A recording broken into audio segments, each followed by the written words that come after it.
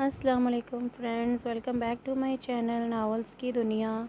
Friends, हम अपने novel लस्मे जुनून का नेक्स्ट पार्ट स्टार्ट करते हैं। शाहमीर और उसके पापा में बहुत अच्छी केमिस्ट्री और बॉन्डिंग थी, इसलिए शाहमीर दोस्तों की तरह अपने पापा से अपनी बात शेयर कर लिया करता था।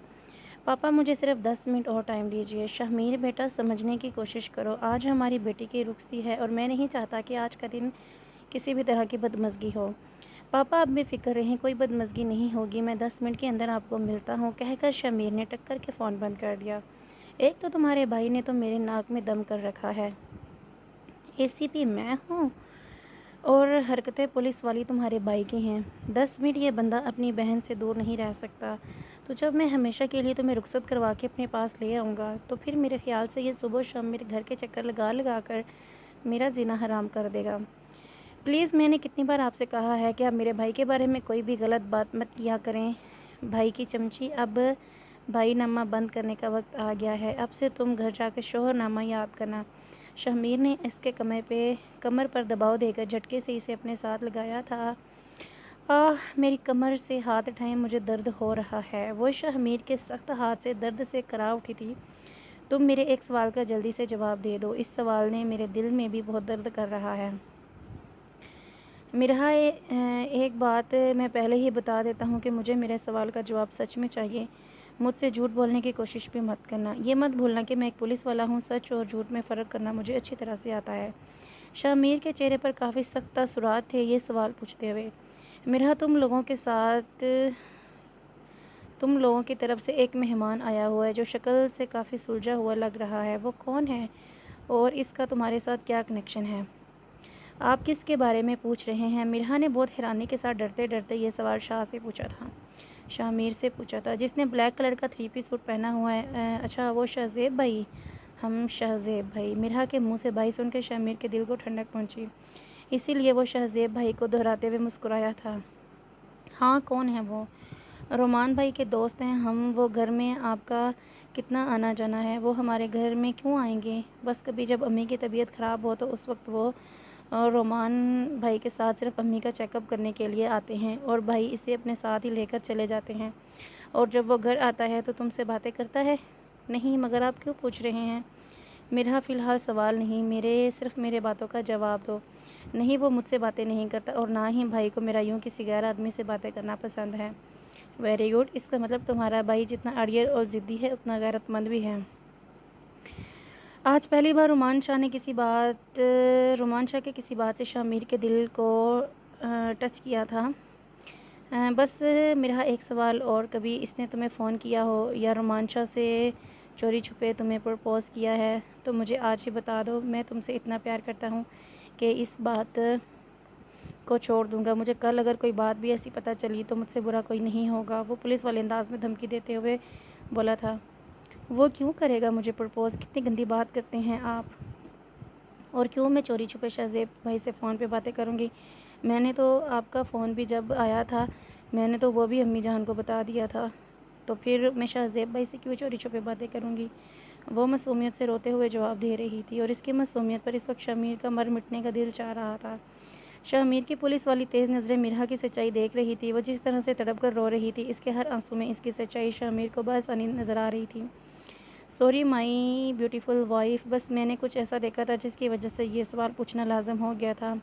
असल में जब से मिरहा यहाँ पर आई थी शामीर की नज़र मुसलसल मिरहा पर थी। और क्यों ना होती, आखिर बीवी थी इसकी, निकाह हो गया था और वो इसे देखने का पूरा हक रखता था। मगर शामीर ने यह चीज़ नोट की थी कि शहजेब की नज़रें भी मुसलसल मिरहा की तरफ ही उठ रही थीं। इसकी नज़रों के ज़ाविये को समझते हुए शामीर के दिल में आग लगी हुई थी। वैसे तो इसका दिल बार बार गवाही दे रहा था, मिरहा जितनी मासूम है इसका आदमी से कोई लेना देना नहीं है। और जिस किस्म के मिजाज का बंदा रोमान शाह है, शाहमीर का दिल इस बात की भी गवाही दे रहा था कि वो कभी अपनी बहन को इतनी आज़ादी नहीं दे सकता कि वो किसी शख्स से अपनी पसंद का रिश्ता बनाए। मगर फिर भी अपने दिल की तस्कीन के लिए एक बार मिरहा से ये सवाल पूछना चाहता था। मिरहा, प्लीज़ रोना बंद करो। एक तो बीवी, तुम बात बात फिर रोना शुरू हो जाती हो। चुप हो जाओ, नहीं तो नीचे जाओगी तो सब तुम्हारे रोती हुई आंखों का पूछेंगे तो क्या बताओगी कि तुम क्यों रो रही थी? मिरहा के माथे पर बड़ी मोहब्बत से शामीर ने अपने लब रखते हुए माथे को चूमा था। मिरहा के चेहरे पर इस वक्त हया के बेशुमार रंग बिखरे हुए थे। वो मिरहा के चेहरे को अपने हाथों के प्याले میں لیے ہوئے بڑی حسرت سے اسے نہار رہا تھا۔ مرحا تم میری ہو، صرف اور صرف میری۔ تمہیں چھونے کا، پیار کرنے کا اور اپنی سانسوں سے زیادہ قریب کرنے کا حق صرف ACP شاہ ملک کو ہے۔ خود کو سنبھال کے رکھنا صرف میرے لیے، اور اس شہزیب بھائی سے دور رہنا، کیونکہ جتنا میں اپنے تجربے سے دیکھ سکتا ہوں اس کی نظروں میں کچھ تو ایسا ہے جو میرے دل میں چبھ رہا تھا۔ میں برداشت نہیں کروں گا کہ کوئی بھی آپ کی طرف نظریں اٹھا کر دیکھے۔ تم میری ہو اور بہت جلد میں تمہیں اپنے گھر رخصت کر کے لے آؤں گا اور تمہیں اپنی نگاہوں میں اس طرح سے چھپا لوں گا کہ کوئی نظر تم تک نہ پہنچ سکے گی۔ تب تک تم خود کو میری امانت سمجھ کر اپنی حفاظت کرنا۔ اور اب میں نیچے جا رہا ہوں، ابھی تھوڑی دیر تک ماما آ جائیں گی اور تم بھی چینج کر کے نیچے آ جانا۔ اور ہاں، اپنی اس والی گال کو ذرا دوپٹے سے ڈھانپ کے رکھیے گا۔ شاہمیر نے اس کی رائٹ سائڈ والی گال کو ہاتھ سے ٹچ کرتے ہوئے کہا تھا۔ پتہ نہیں کیا بنے گا تمہارا، میرے اتنے سے ٹچ کرنے سے تمہاری ناک گال پر نشان پڑ گئے ہیں۔ مجھے تو لگتا ہے جب میں تمہارے قریب آ کر تم سے پیار کروں گا، اس کے بعد 15 دن تک تم کمرے سے نکلنے قابل نہیں رہو گی اور نہ ہی کسی کو اپنا منہ دکھانے کے لائق ہوگی۔ گڈ بائے میری نازک مزاج بیوی۔ اور مرحا کی گال کو چومتے ہوئے ہنستا ہوا روم کا گیٹ کھول کر باہر جانے لگا تھا کہ بیوی رات کو میرے فون کا ویٹ کرنا اور پہلی بیل پہ فون اٹھا لینا، یہ میرا حکم ہے، اور میرا حکم رد کرنے کی صورت میں بطور سزا آپ کی رخصتی کروا کے میں لے آؤں گا، یہ ہمیشہ یاد رکھنا۔ مرحا نے شاہ میر کی دھمکی پر ڈرتے ہوئے ہاں میں سر کو ہلایا تھا۔ شاہ میر اب مرحا سے بات منوانے کے لیے رومانچا کو مارنے کی دھمکی نہیں دے رہا تھا، کیونکہ اسے اندازہ ہو گیا تھا کہ مرحا اپنے بھائی سے بہت پیار کرتی ہے، اور جب وہ اس کے بھائی کی جان کی دھمکی دیتا ہے تو مرحا بہت ڈر جاتی ہے۔ اور شاہ میر مرحا کو ڈرانا نہیں چاہتا تھا، نہ ہی اسے کوئی تکلیف دینا چاہتا تھا، اس لیے اس نے اب اسے رخصتی کی دھمکی دینی شروع کر دی تھی، کیونکہ مرحا رخصتی کا سن کر بھی ڈر جاتی تھی۔ شاہ میر کے جانے کے بعد مرحا نے اپنی گال کو ڈریسنگ کے مرر میں دیکھا تھا، جس پر شاہ میر کی داڑھی کے رگڑنے سے لال ریش پڑ گئے تھے۔ حالانکہ بیچاری نے بہت آرام اور محبت کے ساتھ اپنی گال کو مرحا کی گال سے رگڑا تھا۔ کچھ دیر بعد مرحا ڈریس چینج کر کے نیچے آ گئی۔ رومانچا نے غصے والی نظروں سے مرحا کی جانب دیکھا تھا۔ مرحا نے اپنے بھائی کے ڈر سے آنکھیں نیچے جھکا لی۔ رومانچا پتہ نہیں کیسے اپنی ماں کے دباؤ میں آ کے چپ بیٹھا ہوا تھا۔ رومانچا نے اشارے سے مرحا کو اپنے پاس بلایا تھا۔ مرحا ڈرتے ہوئے چھوٹے چھوٹے قدم لے کے اپنے بھائی کے پاس آ گئی۔ رومانچا نے اس اشارے سے اسے اپنے پاس بیٹھنے کو کہا۔ کہاں تھی تم؟ بھائی میرے ڈریس پہ سالن گر گیا تھا، میں وہ واش کر رہی تھی۔ اتنا ٹائم لگتا ہے ڈریس کو واش کرنے میں؟ وہ آہستہ آواز میں مرحا کو ڈانٹ رہا تھا اور اپنی طرف سے پوری کوشش کر رہا تھا کہ اس کے چہرے کے زاویے کو کوئی سمجھ نہ سکے، مگر رومانچا کا غصہ جتنا بھی تھا چھپا لیتا، اس کے چہرے سے نظر آ رہا تھا کہ وہ کوئی غصے والی بات مرحا سے کر رہا ہے۔ مرحا نظروں کو جھکائے اپنے بھائی کی ڈانٹ سن رہی تھی۔ تھوڑا دور مہمانوں کے پاس کھڑا شاہ میر یہ سارا منظر دیکھ کر مسکرا رہا تھا۔ رومانچا تمہارے ساتھ لاکھ اختلافات صحیح، مگر تمہاری اس غیرت مندی کو ACP سے دل سے سلوٹ کرتا ہے۔ شاہ میر اپنے دل میں یہ سوچ کر مسکرا رہا تھا۔ کھانا کھانے کے بعد اب میرب کی رخصتی کا وقت آ گیا تھا۔ رخصتی کے وقت میرب کی ماں اسے گلے لگا کے بہت رو رہی تھی۔ ملک زبیر کی آنکھیں بھی اپنی بیٹی کی رخصتی پہ جھلک آئی تھیں۔ میرب اپنی ماں اور باپ کے گلے لگ کے بہت روئی تھی، اب وہ اپنے بھائی کے گلے لگے ہوئے روئے جا رہی تھی۔ شاہ میر کے گلے لگی ہوئی میرب کو روتا دیکھ رومانچا کا دل کر رہا تھا کہ وہ جا کر کہے کہ چپ کر جاؤ، ابھی تو تمہیں میں نے ساری زندگی بہت رلانا ہے، اور اس لیے یہاں پر اپنے آنسوؤں کو ضائع مت کرو۔ شاہ میر نے اپنی بہن کے سر پر پیار سے ہاتھ رکھتے ہوئے اسے سکھی رہنے کی دعا دیتے ہوئے اسے رومانچا کے ساتھ گاڑی میں بٹھا دیا تھا۔ بہن جی پلیز میری بیٹی کا خیال رکھنا، آپ کے بچپنے میں جو بھی قدم اٹھایا اسے معاف کر دیجیے گا، مگر یہ سچ ہے کہ وہ آپ کے بیٹے سے بہت پیار کرتی ہے۔ میرب کی ماں رومانچا کی ماں سے بہت آہستہ آواز میں سائڈ پر لے کر کہہ رہی تھی۔ بہن جی آپ پریشان نہ ہوں، میرب اب سے آپ کی نہیں میری بیٹی ہے، میں اسے کسی بھی طرح کا دکھ نہیں ہونے دوں گی، اسے اپنی بیٹی بنا کے رکھوں گی، جیسے مرحا میری بیٹی ہے ویسے ہی میرب بھی میری بیٹی ہے۔ رومانچا کی ماں میرب کی ماں کو تسلی دے کر میرب کو رخصت کر کے گاڑی میں بٹھا کر خود بھی ساتھ آ کے بیٹھ گئی۔ اب سے میرب کی زندگی کا ایک نیا چیپٹر شروع ہونے جا رہا تھا رومانچا کے ساتھ۔ آج کے بعد وہ میرب ملک کی زندگی چھوڑ کر میرب رومانچا بن کے رومانچا کے اصولوں پر زندگی جیے گی۔ رومانچا کے پورے کمرے کو اس کی ماں نے گلاب کے اصل پھولوں سے ڈیکوریٹ کروایا تھا۔ دروازے سے لے کے بیڈ تک ریڈ گلاب کی پتیوں سے راستہ سجایا گیا تھا۔ اوف وائٹ سلک کی امپورٹنٹ بیڈ شیٹ بیڈ پر بٹھائی ہوئی تھی اور اس پر ریڈ گلاب کی پتیوں سے ہارٹ بنا کر اس کے اندر چنبیلی کے پھولوں سے رومانچا اور میرب کا نام لکھا ہوا تھا۔ بیڈ کی چاروں طرف گلاب کے پھولوں کی لڑیاں لٹک رہی تھیں، پورا روم گلاب کے پھولوں کی خوشبو سے مہک رہا تھا۔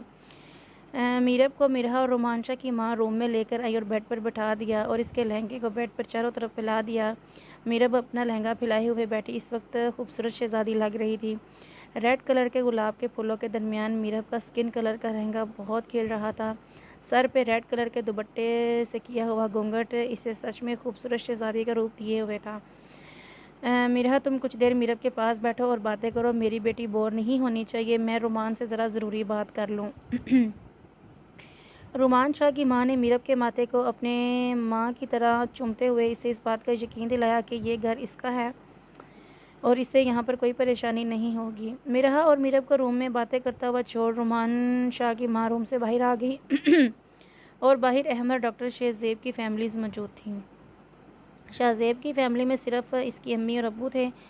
वो अपने माँ बाप की इकलौती औलाद था और अहमद की फ़ैमिली में इसकी माँ और एक बहन थी। बाप का बचपन में इंतकाल हो गया था, बहन शादीशुदा थी और इसके 2 बच्चे भी थे और वो लाहौर में सेटल थी। इसलिए अहमद अपनी माँ के साथ आया था और डॉक्टर शहज़ेब अपनी अम्मी अब्बू दोनों को साथ लाया था। रोमान शाह भी इस वक्त अहमद और शहज़ेब के साथ बैठा हुआ गप्पे मार रहा था। इन तीनों में इस बात को लेकर बहस छिड़ी हुई थी कि अहमद अब वापस हॉस्पिटल एडमिट नहीं होना चाहता था। इसके कहने के मुताबिक अब वो ठीक था, मगर डॉक्टर शहज़ेब और रोमांचा इसे इस शर्त पर हॉस्पिटल से लेकर आए थे कि वह रुखसती के बाद वापस हॉस्पिटल में ही एडमिट होगा, क्योंकि अभी अहमद का इलाज मुकम्मल नहीं हुआ था। अभी इसे और 2 महीने तक इलाज की ज़रूरत थी। रोमांचा ने इसे अपनी शर्त याद दिलाई थी कि इसने कहा था कि वो बहुत अच्छे तरीके से अपना इलाज करवाएगा और फिर रोमांचा बदले में इसे इसकी मोहब्बत अरीशा ला कर देगा। आखिर काफ़ी बहस के बाद रोमांचा और डॉक्टर शहज़ेब ने अहमद को अपनी बात पे आमादा कर लिया था। अब अहमद यहाँ से सीधा डॉक्टर शहज़ेब के साथ हॉस्पिटल जाएगा और दोनों के माँ बाप अपने अपने घर जाएंगे, ये फ़ैसला तय पाया था।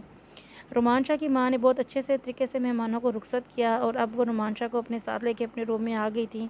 क्योंकि बाहर घर के मुलाजिम मौजूद थे, इसलिए वो अपने बेटे से अकेले में बात करना चाहती थी। रोमान बेटा, मैंने मीरब की माँ से वादा किया है कि मैं मीरब को अपनी बेटी बना के रखूँगी। जिस तरह से मैं मिरहा को कोई तकलीफ़ नहीं होने देती, उसी तरह मैं मीरब को भी कोई तकलीफ़ नहीं होने दूँगी। अम्मी जान, आप मुद्दे की बात पर आएँ, आप मुझसे क्या चाहती हैं? रोमान शाह को कुछ अंदाज़ा था कि इसकी माँ इसे क्या कहने वाली है। रोमान शाह अपनी माँ के नरम दिल से बहुत अच्छी तरह से वाकिफ़ था। रोमान बेटा, मैं ये चाहती हूँ कि मेरा ये वादा पूरा हो। तो अम्मी जान, मैंने कब मना किया है कि आप मीरब को अपनी बेटी ना बनाएं? आप इसको अपनी बेटी बनाएं, इस पर अपनी मोहब्बतें निछावर करें, मैं आपको मना नहीं करूँगा। रोमान बेटा, तुम्हें अच्छी तरह से समझ आ रहा है मैं तुमसे क्या कहना चाहती हूँ, इसलिए मेरी बात को पलटो मत। अम्मी जान, आप मुझसे क्या तवक्को करती हैं कि मैं इस लड़की पर अपनी मोहब्बतें निछावर करूँ? तो मैं ऐसा कुछ नहीं करने वाला, क्योंकि वो लड़की ज़बरदस्ती मेरी ज़िंदगी में शामिल हुई है और रोमान शाह अपनी ज़िंदगी में ज़बरदस्ती शामिल होने वाले लोगों को कभी एक्सेप्ट नहीं करता।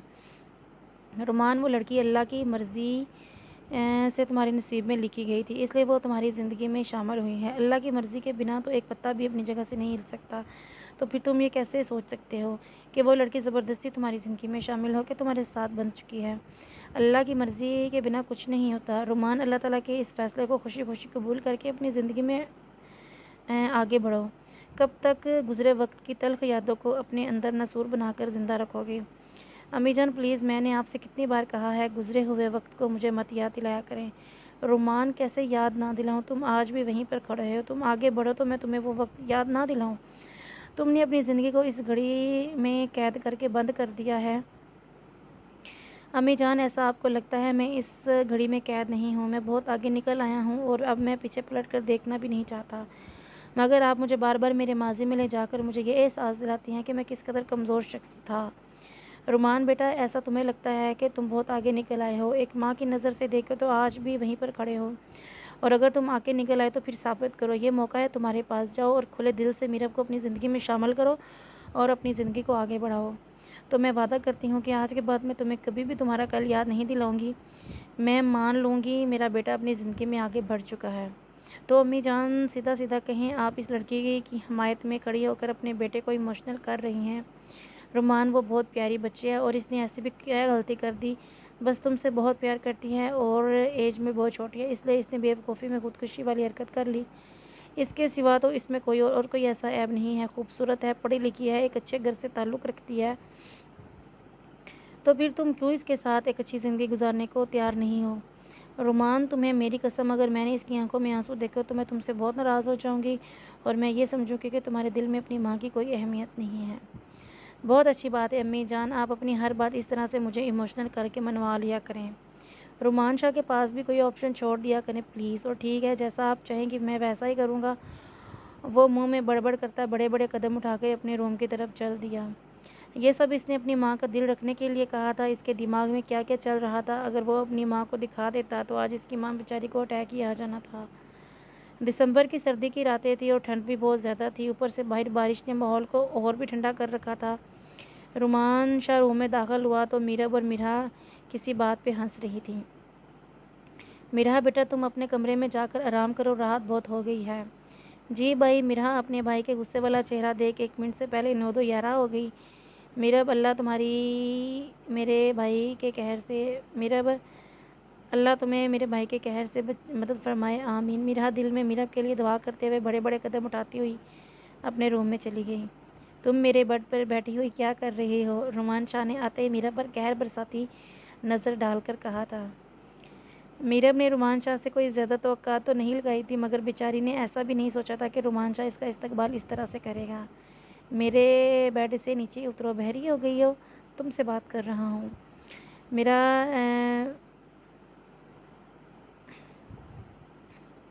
میرب رومان شاہ کے غصے سے ڈرتی ہوئی جلدی سے بیڈ سے نیچے اتر کر کھڑی ہو گئی۔ میرب کو اس طرح کے غصے والی آواز سننے کی کہاں عادت تھی؟ اسے تو ہمیشہ گھر والوں نے اپنی پلکوں پر بٹھا کے رکھا تھا، پھر چاہے اس کی ماں ہو، اس کے پاپا ہوں یا اس کا بھائی۔ سب پر چلانا اور غصہ کرنا تو میرب اپنا فرض سمجھتی تھی۔ ایسے کیا دیکھ رہی ہو؟ دفعہ ہو جو میرے کمرے سے، میں تمہاری شکل نہیں دیکھنا چاہتا۔ ایک تو رومان شاہ کو پہلے ہی میرب نے کوئی ہمدردی نہیں تھی، اوپر سے اس کی ماں کی باتوں نے اس کے دماغ کا پارا اور بھی ہائی کر دیا تھا۔ رومان شاہ اپنی ماں سے بہت زیادہ پیار کرتا تھا اور ان کی بہت عزت کرتا تھا، اس لیے ماں کے سامنے تو بولنے کی اس کی ہمت نہیں تھی۔ اب سارا قہر میرب پر ڈھایا جا رہا تھا۔ شاہ میں کہاں جاؤں گی، یہ میرا بھی کمرہ ہے، میرب نے ڈرتے ہوئے آہستہ سی آواز میں منمناتے ہوئے کہا تھا۔ کہاں؟ پورے گھر میں گرجنے والی میرب کی آواز اس وقت رومان شاہ کے سامنے بولنے سے قاصر تھی۔ اپنی بکواس بند کرو، یہ میرا کمرہ ہے، تمہارے باپ نے مجھے بنوا کر نہیں دیا جو اس پر تمہارا بھی حق ہوگا۔ یہ میرا کمرہ ہے اور اس پر صرف میرا حق ہے، اور میری کسی بھی چیز پر تمہارا کوئی حق نہیں ہے، سمجھی تم؟ رومان شاہ نے اس کے جبڑے کو اپنے ہاتھ سے زور سے پکڑا ہوا تھا۔ میرب بیچاری کو تو ایسے لگ رہا تھا کہ آج شادی کی پہلی رات بیچاری کے جبڑے ہی ٹوٹ جانا ہے۔ اب جلدی سے دفعہ ہو جاؤ۔ شاہ میں کہاں جاؤں گی، کہیں بھی چلی جاؤ، بس میری نظروں سے دور ہو جاؤ۔ میرب دروازہ کھول کر روم سے باہر جانے لگی تھی کہ رومان شاہ کی گرجدار آواز نے وہیں پر رک گئی۔ آج سے اپنا دماغ لڑانا بند کر دو، تمہیں روم سے باہر جانے کو کس نے کہا ہے؟ اصل میں رومان شاہ میرب کو اپنی نظروں سے تو دور کرنا چاہتا تھا، مگر میرب کو کمرے سے نکال کر اپنی ماں کے غصے کو اور پریشانی کو دعوت نہیں دینا چاہتا تھا۔ شاہ آپ نے خود ہی تو کہا ہے کہ میں آپ کی نظروں سے دور ہو جاؤں، تو اگر روم سے باہر نہیں جاؤں تو آپ بھی بتائیں کہاں جاؤں؟ یہ پیار محبت کے گھٹیا کاموں میں تو تمہارا دماغ بہت تیزی سے کام کرتا ہے، اور تمہیں بہت اچھی طرح پتہ ہے کہ کسی مرد کو اپنے سامنے کیسے جھکایا جاتا ہے۔ یہ خود خوشی والا آئیڈیا میں نے تمہیں نہیں دیا تھا۔ جب ایسے نایاب آئیڈیا تمہارے دماغ میں خود سے آ جاتے ہیں تو پھر دماغ لڑاؤ گے تو سمجھ میں آ جائے گا کہ میری نظروں سے دور تم اسی کمرے میں بھی رہ سکتی ہو۔ باہر میری ماں موجود ہے اور ان کے سامنے کمرے کے اندر کی کوئی بات نہیں جانی چاہیے، ورنہ مجھ سے برا کوئی نہیں ہوگا تمہارے لیے، تو میں ویسے بھی بہت برا ثابت ہونے والا ہوں۔ اور میری ماں کے سامنے ہمارے بیچ میں ہونے والی کوئی بات اگر تم نے کی تو میں اس سے بھی کہیں زیادہ برا ثابت ہوں گا تمہارے لیے۔ میں آپ کی امی کے سامنے کوئی بات نہیں کروں گی، مگر آپ مجھے بتا دیں کہ میں کہاں جاؤں۔ شاہ باہر بہت بارش ہو رہی ہے۔ رومان شاہ نے اپنی آنکھ کا اشارہ اپنے روم کے بالکنی کی طرف کیا۔ تو میں کیا کروں؟ شاہ پلیز، میرب نے التجائی نظروں سے رومان شاہ کی طرف دیکھتے ہوئے کہا تھا۔ کیا؟ رومان شاہ نے ایٹیٹیوڈ سے آئی برو کو اٹھا کر کہا۔ شاہ باہر بہت سردی ہے۔ تو پھر میں کیا کروں؟ شاہ میری غلطی کیا ہے؟ اپنے آپ سے پوچھو۔ شاہ میں آپ سے بہت پیار کرتی ہوں، تو پھر جاؤ ساری رات بھیگو بارش میں اور کرو اپنے پیار کو ثابت۔ شاہ میرے ہاتھوں پر زخم ہے اور بارش کے پانی سے خراب ہو جائیں گے۔ زیادہ سے زیادہ کیا ہوگا، مر ہی جاؤ گی، اس سے زیادہ کیا ہو سکتا ہے؟ شاہ میں مرنا نہیں چاہتی، آپ کے ساتھ جینا چاہتی ہوں۔ پہلے میرے لیے مر کے تو دکھاؤ۔ وہ طنزیہ نظروں سے دیکھتا ہوا سامنے بیڈ پر سیدھا لیٹا ہوا تھا اور اپنے دونوں ہاتھ سر کے نیچے رکھے ہوئے تھا۔ میں نے کہا روم سے دفع ہو جاؤ، اس سے زیادہ میرے صبر کا امتحان مت لینا۔ وہ میرب پر چیخا تھا۔ رومان شاہ کے غصے سے ڈر کے میرب اپنے لہنگا کو دونوں ہاتھوں سے پکڑتی بڑے بڑے قدم اٹھا کر بالکنی کی طرف بڑھ رہی تھی۔ رومان شاہ کے ڈر سے میرب کا پیر لہنگے میں اٹکا اور وہ موقبل زمین کے اوپر گر گئی۔ اچانک زور سے زمین پر گرنے سے میرب کے منہ سے چیخ نکلی تھی۔ ابھی تو شروعات ہے میرب بی بی، تم تو ابھی سے منہ کے بل گرنے لگی ہو۔ رومان شاہ بیڈ پر لیٹا ہوا بہت طنزیہ انداز سے میرب کی جانب دیکھ کر بول رہا تھا، کوئی بات نہیں شاہ، آپ چاہے جتنے مرضی مجھ پر ظلم کر لیں، میرا آپ کے لیے پیار کم نہیں ہوگا۔ وہ روتے ہوئے اپنی ہتھیلیوں سے اپنی آنکھوں کو صاف کرتے ہوئے اٹھ کر کھڑی ہو گئی۔ ابھی تو ابتدائی عشق ہے، روتا ہے کیا؟ آگے آگے دیکھ ہوتا ہے کیا؟ رومان شاہ نے طنز کرتے ہوئے میرب کی جانب دیکھ کر یہ شعر بولا تھا۔ میرب جی، اتنا آسان نہیں ہے رومان شاہ کے ظلم کو برداشت کرنا۔ تم مجھ سے پیار کم نہ ہونے کے دعوے کر رہی ہو۔ رومان شاہ تمہیں اتنا مجبور کر دے گا کہ تم میرے نام سے بھی نفرت کرو گی اور پچھتاؤ گی اس وقت کو جب تم نے رومان شاہ کے ساتھ محبت کرنے کی جرات کی تھی۔ اپنی زندگی کا سب سے بدترین دن لگے گا تمہیں جس دن تمہاری مجھ سے پہلی ملاقات ہوئی تھی۔ ٹھیک ہے شاہ، اب مجھ پر اپنے ظلم کی حد کر دینا، میں آپ سے پیار کرنے کی انتہا کر دوں گی۔ بے وقوف لڑکی، رومان شاہ آگ کا نام ہے، جتنا قریب آؤ گی جل جاؤ گی۔ رومان شاہ نے میرب کے جبڑے کو اپنے ہاتھوں سے زور سے پکڑا ہوا تھا۔ اپنے گھر کی لاڈلی بیٹی میرب، جس پر کبھی کسی نے انگلی نہیں اٹھائی تھی، اس کے جبڑے کو جب رومان شاہ نے اپنے سخت ہاتھ سے پورے زور سے پکڑا تو تکلیف سے میرب کی آنکھوں سے آنسوؤں کی ندیاں بہنے لگی تھیں۔ شاہ، مجھے درد ہو رہا ہے۔ میرب نے اپنے زخمی کلائیوں والے ہاتھوں سے رومان شاہ کا ہاتھ اپنے جبڑے سے ہٹانے کی کوشش کر رہی تھی۔ درد دینے کے لیے ہی تو تمہیں رخصت کروا کر لایا ہوں، ورنہ کون سا رومان شاہ تمہاری محبت میں مرا جا رہا تھا۔ رومان شاہ نے میرب کو نفرت بھری نظروں سے دیکھتے ہوئے جھٹکے سے اس کے منہ کو چھوڑ دیا تھا۔ میرب کی دونوں کلائیوں پر ابھی تک ڈریسنگ کی پٹیاں بندھی ہوئی تھی کیونکہ ابھی اس کے زخم تازہ تھے۔ میرب روتی ہوئی بالکنی کا گیٹ کھول کر باہر آ گئی۔ باہر بہت زوروں کی بارش ہو رہی تھی، دسمبر کی سردی کی تھی اور ساتھ میں تیز چلتی ہوائیں سردی کی شدت کو اور بڑھا رہی تھیں۔ باہر ایسی کوئی چیز نہیں پڑی تھی جس پر میرب بیٹھ سکتی اور بارش میں بھیگنے کی وجہ سے میرب کو اور بھی زیادہ ٹھنڈ لگ رہی تھی۔ اس کا پورا بدن کانپ رہا تھا۔ گیلے بدن پر جب ٹھنڈی ہوا کا جھونکا پڑتا تو میرب کے ہونٹ کپ کپانے لگتے۔ وہ اپنے دونوں ہاتھ سینے پر باندھے ہوئے کانپتی ہوئی دیوار کے ساتھ کھڑی تھی۔ میرب کی ماں سردیوں میں میرب کا بہت خیال رکھتی تھی کیونکہ بچپن سے ہی میرب کو بہت جلد ٹھنڈ لگ جایا کرتی۔ اگر آج میرب کی ماں اپنی لاڈلی بیٹی کو یوں دسمبر کی رات میں یوں باہر لوارسوں کی طرح بارش میں بھیگتے ہوئے دیکھ لیتی تو اس کی ماں کی تو جان ہی نکل جاتی۔ میرب کافی دیر تک کانپتے ہوئے وجود کو لیے دیوار کے ساتھ کھڑی رہی، مگر اس کے بعد اس کا جسم سن ہونے لگا تھا۔ اسے امید تھی کہ شاید رومان شاہ کو اس پر ترس آ جائے اور وہ میرب کو اندر بلا لے، مگر اس بیچاری کو نہیں پتا تھا کہ رومان شاہ پتھر دل والا انسان ہے، اس کی نازک سی جان پر رحم نہیں کھائے گا۔ میرب کا جسم سردی کی شدت سے سن پڑنے لگا تھا، اس کی آنکھوں کے سامنے اندھیرا چھانے لگا تو وہ وہیں زمین پر بیٹھ گئی۔ وہ اپنا سر گھٹنوں میں دے کر بیٹھی ہوئی تھی۔ شاہ، مجھے نہیں پتا تھا کہ کسی کو پیار کرنے اور چاہنے کی اتنی بڑی سزا بھی ہوتی ہے۔ وہ اپنے کانپتے ہونٹوں اور بند آنکھوں سے اپنی محبت سے مجبور ہو کر ہلکا سا مسکراتے ہوئے سوچ رہی تھی، شاید میں آپ سے اتنی محبت کرتی ہوں کہ آپ ہر روز بھی اگر مجھے اس طرح ٹھنڈ میں اور بارش میں باہر بٹھا دیں تو میں اف تک نہیں کروں گی۔ شاہ، میرب کو اپنی محبت کی قسم، اگر میں نے آپ کو اپنی محبت میں اسے اتنا مجبور نہیں کر دیا کہ آپ کو میرب کے بنا سانس لینا مشکل ہو جائے گا۔ میرب اس وقت ٹھنڈ سے مرے جا رہی تھی اور اسی تکلیف میں وہ اپنے دل سے عہد کر رہی تھی کہ وہ رومان شاہ کے دل میں اپنی محبت اجاگر کر کے رہے گی۔ رومان شاہ، میرب نے بھی آج تک اپنی زندگی میں جس چیز کو چاہا ہے اسے حاصل کر لیا ہے، اسی لیے شاید میرے اللہ نے آپ کو میرے نصیب بنا دیا، اور آپ مانیں یا نہ مانیں شاہ، مگر آپ میرب کے ہیں اور میرب آپ کے دل میں آپ کی محبت کا سمندر ٹھاٹھے مار رہا ہے، اور میرا وعدہ ہے کہ ایک دن میں آپ کے پتھر دل کو اپنی محبت سے اتنا موم بنا دوں گی کہ آپ کے دل میں بھی میری محبت کی ندیاں بہنے لگیں گی۔ میرب کے جسم میں درد کی ٹھنسیں اٹھنے لگی تھیں۔ مرحا کی ٹیسٹ سیریز شروع ہو چکی تھی اور مرحا کے کالج سے کافی چھٹیاں بھی ہو چکی تھیں، اس لیے مرحا اپنی بک لے کر روم میں ادھر ادھر چکر لگا رہی تھی۔ مرحا کو پڑھائی کا شوق تھا اور اپنی محنت اور لگن سے ہمیشہ وہ اسکول سے لے کے کالج تک زیادہ تر اول پوزیشن ہی لے کر آتی تھی۔ मिरहा को बचपन से डॉक्टर बनने का बहुत शौक था, इसलिए मिरहा कॉलेज की पढ़ाई के बाद मेडिकल में दाखिला लेना चाहती थी। मिरहा पूरे जोश के साथ किताब खोलकर पढ़ाई में मगन थी। तकरीबन 2-2.5 घंटे पढ़ने के बाद अब मिरहा का थकन और नींद से बुरा हाल था। आज रुश्ती में सारा दिन की भाग दौड़ में मिरहा बहुत ज़्यादा थक गई थी। अब वो आराम से सोना चाहती थी। सुबह वैसे भी संडे था कि इसके फ़ोन पर रिंग हुई। मिरहा को अब अच्छी तरह से अंदाज़ा था कि इस वक्त इसके नंबर पर किस बेआराम शख्स का फ़ोन आ सकता है। उफ़ अल्लाह जी, इस बंदे को रात को ही फ़ोन करना क्यों याद आता है। क्यों ये शख्स ना तो खुद आराम की नींद सोता है और ना ही दूसरे को सोने देता है। मीरम ने अपने फ़ोन की स्क्रीन पर एसीपी शामिर का नाम देखकर गुस्से से अपने मुंह पर चादर लेकर बड़बड़ाई थी। फ़ोन पर एक मैसेज आया, जिसे रिसीव करने के बाद मीरा ने 1 सेकंड से पहले फ़ोन ऑन करके अपने कान को लगा लिया। बीवी, तुम्हें मेरी कोई भी बात बिना धमकी के समझ क्यों नहीं आती? शामिर ने मिरहा को फ़ोन पर यह धमकी दी थी कि अगर इसने शामिर का फ़ोन नहीं उठाया तो वो इससे मिलने इसके घर आ जाएगा। फ़ोन क्यों नहीं उठा रही थी मिरहा? मिरहा के फ़ोन को उठाते ही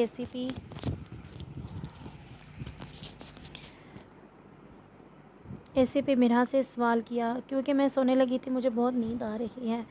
मगर एसीपी की जान, जब से तुम एसीपी को मिलकर गई हो, मुझे तो ना सुकून आ रहा है ना नींद आ रही है। तो फिर मैं क्या करूं? मुझे तो नींद आ रही है, तो आने दो। जब तक मुझे नींद नहीं आएगी मैं तुम्हें भी सोने नहीं दूंगा। मगर सच मुझे बहुत नींद आ रही है। मगर मुझे सच नींद नहीं आ रही। शमीर ने मिरा के अंदाज में ही इसकी नकल उतारी थी। अगर आपको नींद नहीं आ रही तो मैं क्या कर सकती हूँ? मिरहा ने रोने वाली आवाज़ से कहा था, क्योंकि मिरहा को सच में बहुत ज़्यादा नींद आ रही थी। मैं वीडियो कॉल कर रहा हूँ, उठाओ। नहीं, मैं वीडियो कॉल नहीं उठाऊंगी मिरहा। तो शमीर की आज की मुलाकात को ही सोचकर शर्म से पानी पानी हो रही थी। अब इसमें इतनी हिम्मत नहीं थी कि वो दोबारा शमीर को वीडियो कॉल पर देख पाती। बीवी, क्या तुम्हें आदत है मेरी हर बात को रद्द करने की? जब मैंने कहा है कि वीडियो कॉल उठाओ तो मेरे ख्याल से तुम्हें आराम से मेरी बात मान जानी चाहिए। आखिर शोहर हूँ तुम्हारा, तो पता होगा कि शोहर की बात को रद्द करना गुनाह है। माना कि तुम मुझसे 12 साल छोटी हो, मगर इतनी बच्ची नहीं हो कि तुम्हें शोहर के रुतबे का पता ना हो। शामिर की उम्र 34 साल थी और मिरहा की 22 साल। इस तरह दोनों का एज डिफरेंस 12 साल था। और अब तुम नहीं चाहती कि मैंने मैसेज पर जो धमकी दी इसे सच साबित कर दूं, तो मेरी वीडियो कॉल उठाओ। मिरहा ने मजबूरन मुंह को मरोड़ते हुए शामिर की वीडियो कॉल ऑन कर ली। अपना मुंह सीधा करो, शोहर से कोई इस तरह से बात करता है? शामिर ने वीडियो कॉल पर मिरहा को मुंह को सीधा करने के लिए कहा। अब वो मुस्कुराते हुए मिरहा को अपना मुंह सीधा करने के लिए बोल रहा था, और वो इस वक्त अपने बेड पर सिर्फ वाइट कलर की बनियान और ट्राउज़र में मबलूस लेटा हुआ था। शाह को कैमरे पर देखते हुए मिरहा ने अपनी आंखों पर हाथ रख लिया। कितने बेशर्म है आप कोई इस तरह के कपड़े पहनकर वीडियो कॉल करता है? हा हा हा, बीवी, तुम तो इस तरह से शर्मा रही हो कि जैसे मैंने कुछ पहना ही ना हो। अस्तगफिरुल्लाह अस्तगफिरुल्लाह, कितने बेशर्म है आप और कितनी गंदी बातें करते हैं।